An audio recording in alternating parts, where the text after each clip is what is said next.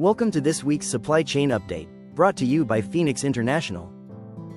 As of January 30th, several tariff and trade developments remain in motion, including a new EU-India agreement announced on January 27th and ongoing US-EU trade coordination that still has pending steps.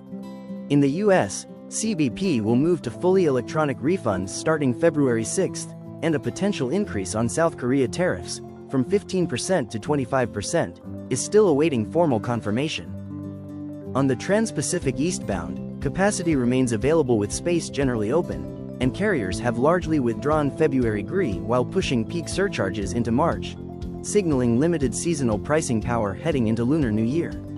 On the Far East westbound, the market is settling into a post-peak phase, with carriers leaning on blank sailings to manage utilization while congestion continues to disrupt schedules at key hubs like Singapore and in Northern Europe, including Rotterdam and Hamburg.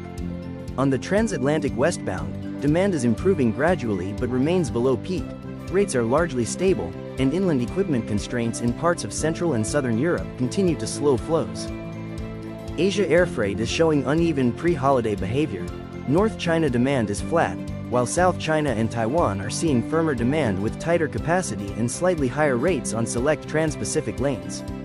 Winter storms in the US have caused flight cancellations and space constraints into major hubs, affecting lift from Vietnam, Korea, and parts of Southeast Asia. Overall rates are stable to slightly firmer, and shippers should plan for longer lead times and book several days ahead as Lunar New Year approaches.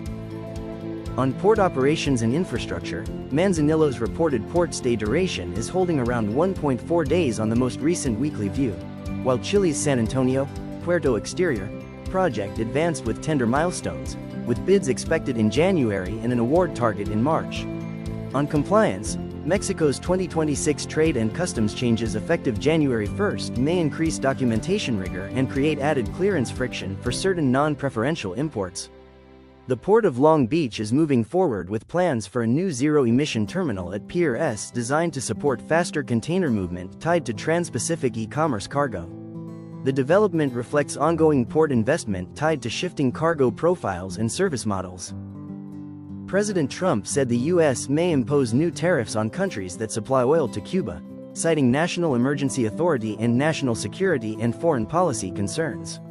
The announcement did not provide tariff rates or specify which countries could be targeted, and Cuban officials criticized the measure and warned of potential economic and operational impacts.